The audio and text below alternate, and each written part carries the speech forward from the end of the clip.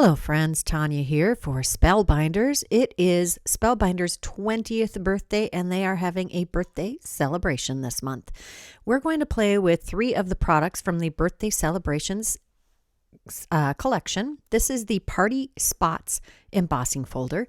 I have a piece of 4.5 by 6.5 inch white cardstock and I've embossed that with the Party Spots, and I'm pulling out this rainbow ink pad from my stash. This is from Hero Arts. Hero Arts has lots of these kinds of ink pads and they usually release them in their limited edition kits of the month.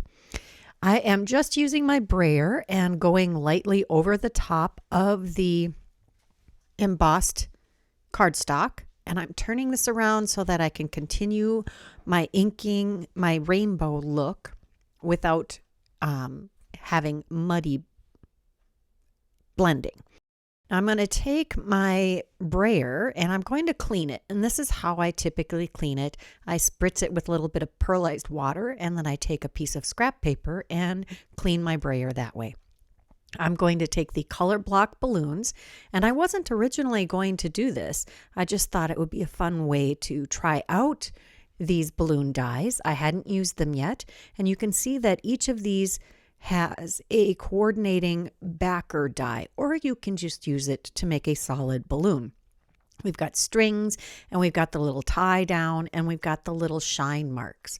So I'm going to lay down all of the balloon images and I'm going to die cut them.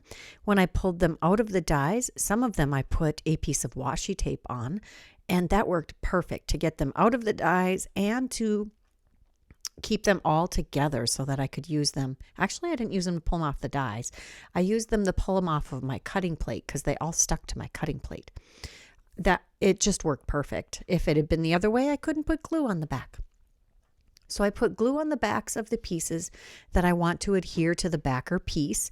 I'm taking the washi tape off after it's had a little time to dry, the glue, and then I peel off the pieces that I have not adhered. I went every other with the ink blended or the colored cardstock, and I'm also die cut these pieces or these the color block balloons from some shimmery white cardstock, and I'm going to alternate with the ink blended cardstock.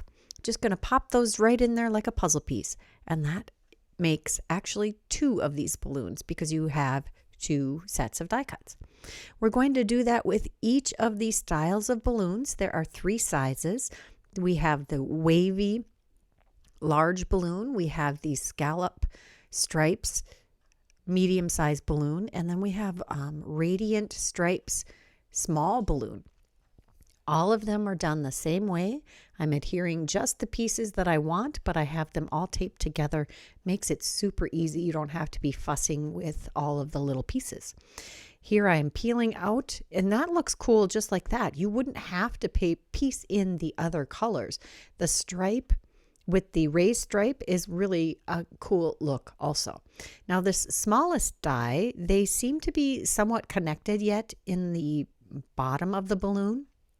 And I just pulled each of those pieces out.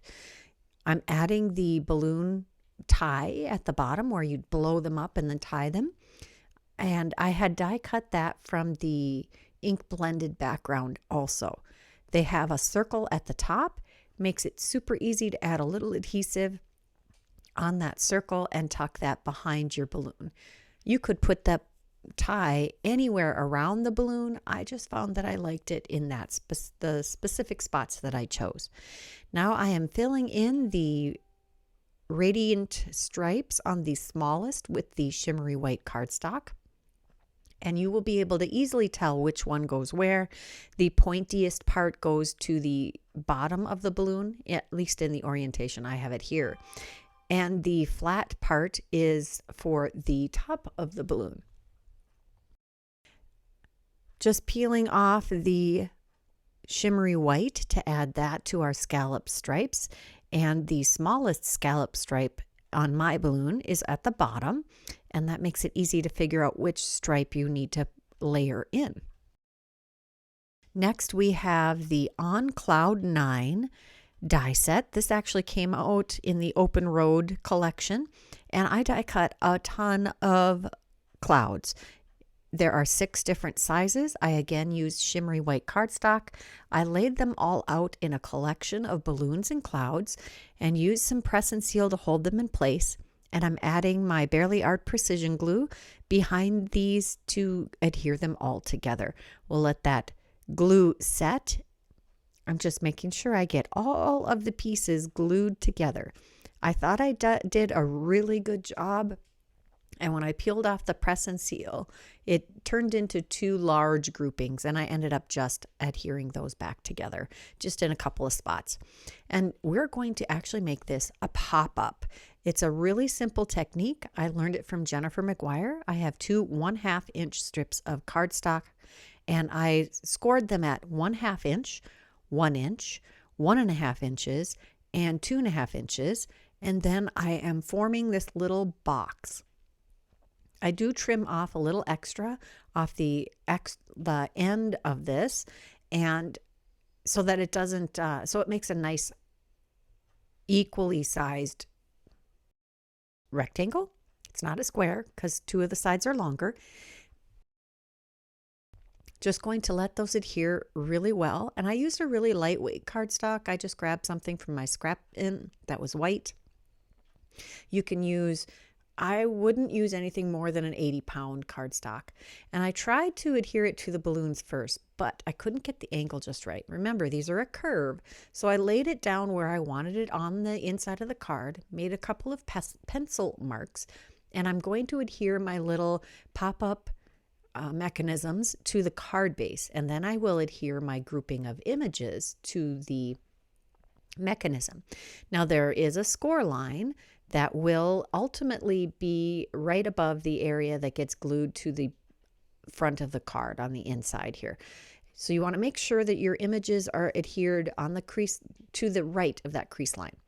We're going to pull out the Birthday Unboxing Glimmer die set.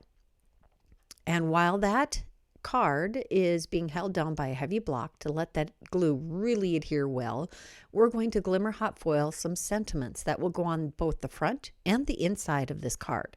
I'm using some that's either polished brass or gold. It was a scrap from my bin, so I'm not sure which one it is. Those are 2 very close colors. I've hot foiled them on some, this is the Spellbinders black cardstock. And they turned out gorgeous. And I die cut them with the coordinating die from the, dies from the Glimmer hot foil set. And we are going to make a grouping of clouds for the front of the card. I really like how the embossing folder got inked up with that rainbow of ink colors, and I didn't want to cover up a ton of it. However, this is a 5x7 card, and I did need to have a sizable central image. I'm adhering these different clouds together to create a grouping of main image portions. We did this both for the inside and the outside of the card. It's kind of fun to create your own groupings here with the die cuts. I did use shimmery white cardstock for the clouds, and I think I forgot to say, no, I didn't. This is a 5x7 card. So here I'm just checking my grouping for the inside of the card, and we're ready to start adhering things. We're going to use this sub-sentiment on the inside of the card. I'm just going to adhere that over the balloons and try to make it pretty straight, which is a little challenging.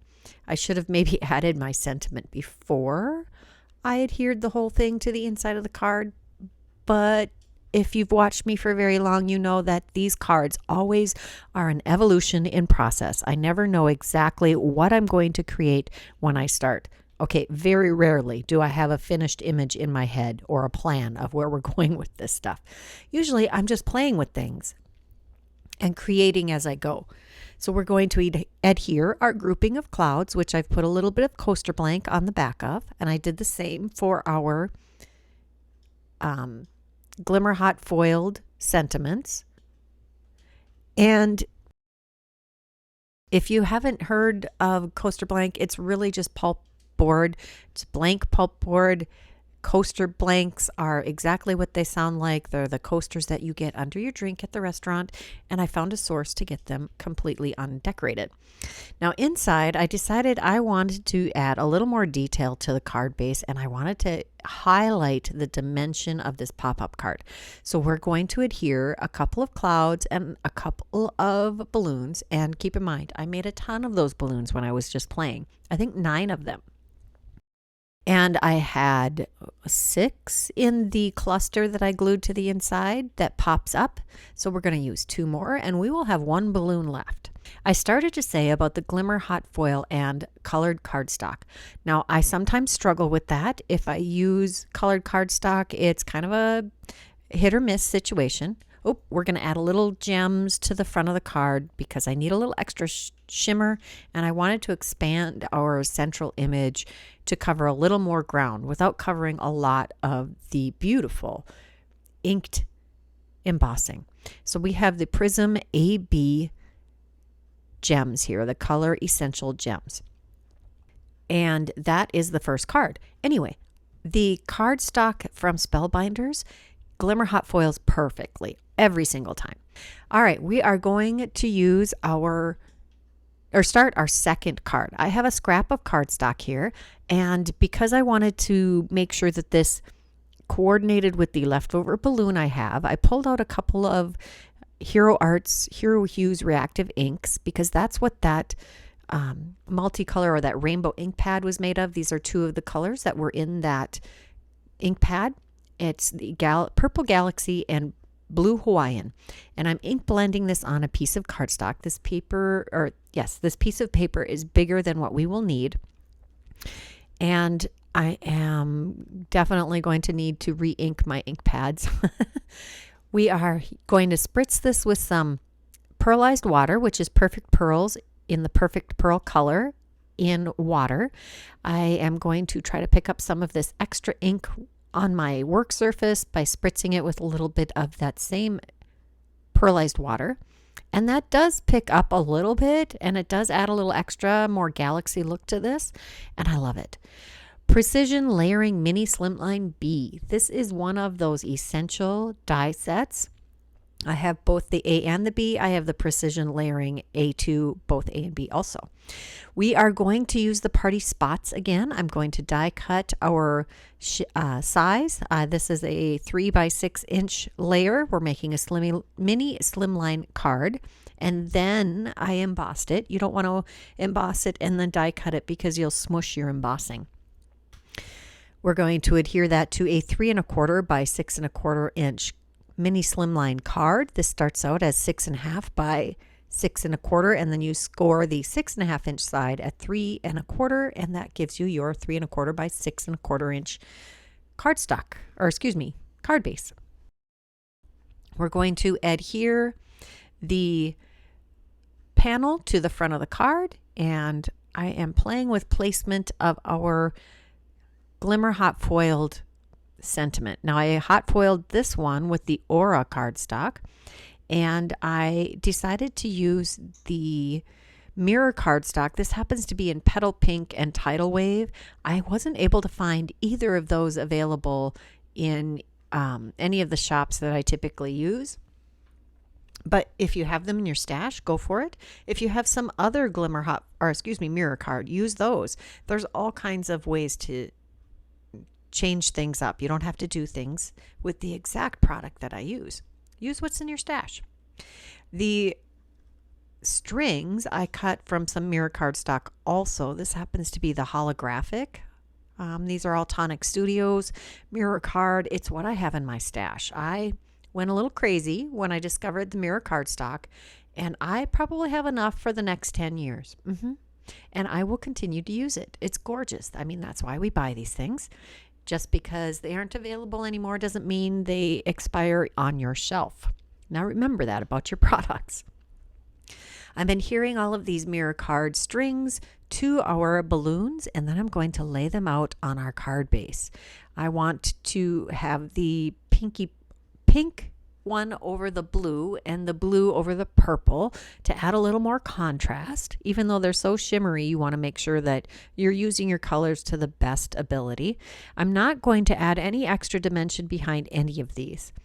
As I lay them down and glue them down, I will trim off the ends of the strings to make them even with the matted panel that we have on the front of our card base.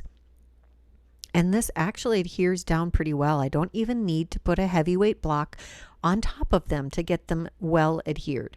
I do try to be careful to not leave any glue on the mirror cardstock and dull our shine. We've just got the last balloon. This was the last of the first grouping of the 9 balloons that I created, and I think it looks perfect on here. There were 2 different fonts of happy birthday in that birthday unboxing glimmer set, and this is the second one. It's got more of a blocky typescript, and I think it's perfect. It fits just perfectly on this 3 1/4 inch wide mini slimline card, which is also why I made this a 3 1/4 inch by 6 1/4 inch card, because I wanted my sentiment to fit.